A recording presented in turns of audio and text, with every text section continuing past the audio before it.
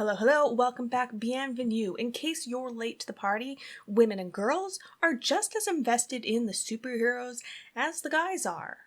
I have been a DC fan since I was a kid. We all know my origin story by now. Superman fan when I was young, loved Robin as a teenager, fell in love with Nightwing as an adult.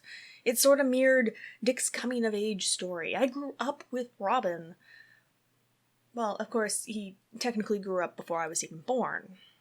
I'm a little bit behind because today we're talking about Batman The Long Halloween Part 1. And honestly, it just slipped my mind. I completely forgot about it until I saw a copy of the Blu-ray while I was wandering through Walmart. And at this point, some of you are going, Jay, you don't like Batman. Well, that's not really true. It's just, I like his kids better. Especially with the recent revelation that Tim Drake is now LGBTQ. I'm definitely more invested in the kids right now. Not only that, but I've always been at odds with certain incarnations of Batman. Though if you are curious, I do rank the live-action Batmans in a video, and I also have put together a video of my favorite adaptation of Batman, and I'll link both in the description below. So yeah, Batman's not my favorite DC character, but the DCAU has consistently proved itself to be solid. In fact, I actually have the entire run of Batman-centric films. I have to say that it's about time that they made The Long Halloween. It is definitely one of Batman's most definitive cases. It really sets up who Batman is, what Gotham is, who some of the major players are. Because this is one of his earlier cases. This is pre-Robin, this is pre-Batgirl, this is even pre-Commissioner Gordon. This is when he was still Captain Gordon. Not only that, but it's also an origin story for Two-Face. This is Batman before he became the world's greatest detective. This is a very young and naive Batman that's still getting his feet under him. This is the Batman who still thinks that beating criminals into submission is definitely the way to go. He makes lots of bad decisions, and he often makes the wrong call. This is a turning point for him. This is the point where he realizes that he needs to start collecting the pieces to put them together, that he needs to become a detective.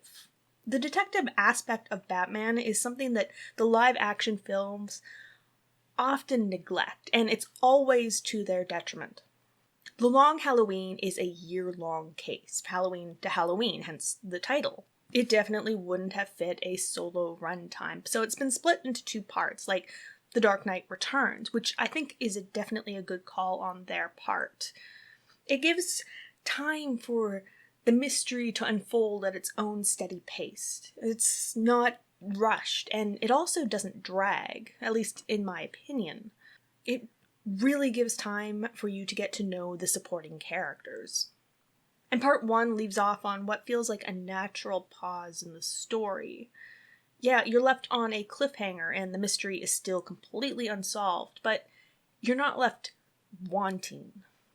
The art is gorgeous. The opening shots are breathtaking. It doesn't follow the same style as the comics, which is extremely unique, but it does fall in line with the DCAU's whole art style itself. It's thick and blocky, and it really makes the characters stand out.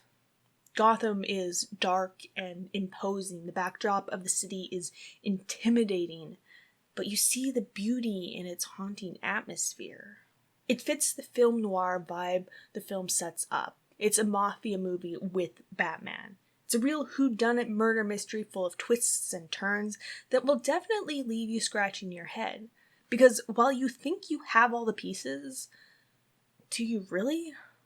One thing I wasn't sure I'd be able to get past was Jensen Ackles as Batman. Now, this isn't his first foray into the DCAU. He did the voice of Jason in Under the Red Hood. But for me, it was just too jarring and too mature. I just couldn't fit his voice as Jason. And I know this is an extremely unpopular opinion because so many people absolutely loved him as Jason. So I was afraid that the exact same thing would happen here for me. Don't get me wrong, I absolutely love Jensen Ackles. He's an extremely talented actor. But Dean Winchester as Batman? I'm happy to be proved wrong. His gruff, deep timbre is perfectly suited for Batman. and I found myself easily swept into the story. But let's talk about Troy Baker's Joker for a moment. It actually took me several minutes to realize this was, in fact, not Mark Hamill.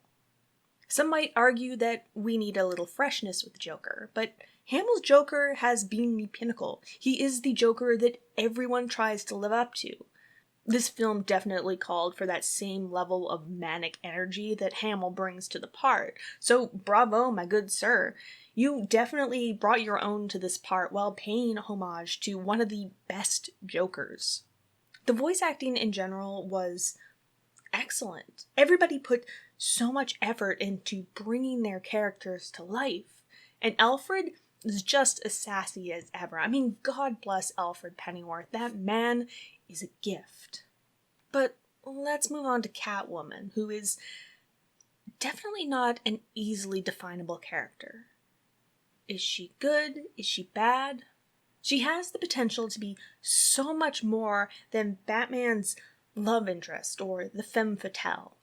She's coming to his rescue. She is his potential downfall. She wants to distance herself from the Dark Knight. There are so many places that she can go. The Long Halloween comes out right before Catwoman's run of When in Rome. It's where she goes off to find herself. It's a fascinating run, and I highly recommend it. But in this film, she's voiced by Naya Rivera, a performance that is going to leave a lasting impression. This is a good legacy. And a good call by DC for getting behind people of color, actually voicing people of color. For those of you who don't know, one of the potential origin stories of Selina Kyle is half Latina. She has a Cuban mother and an Irish father. Awesome, right? And while Naya is the perfect choice to have brought this character to life, it wasn't actually reflected in her character design, which is extremely disappointing. It's like how they replaced the Irish mafia with the Chinese triad. Like, I get wanting to add more diversity to what is a very white story, but making people of color the villains is never a good way to go. We do get a black nurse with a few lines, but Renee Montoya is relegated to a non-speaking role. This is a super fun adventure.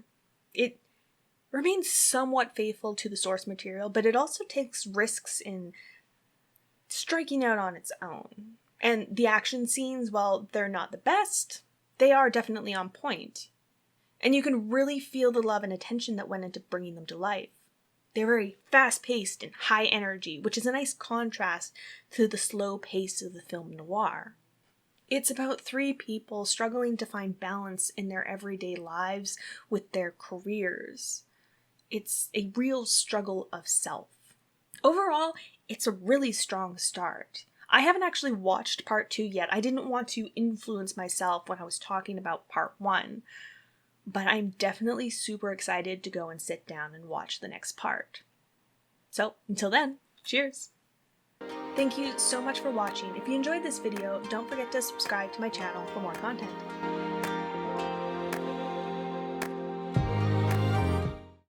Anyway, it's an absurd holiday. Oh yes, putting on costumes and striking fear. Quite absurd.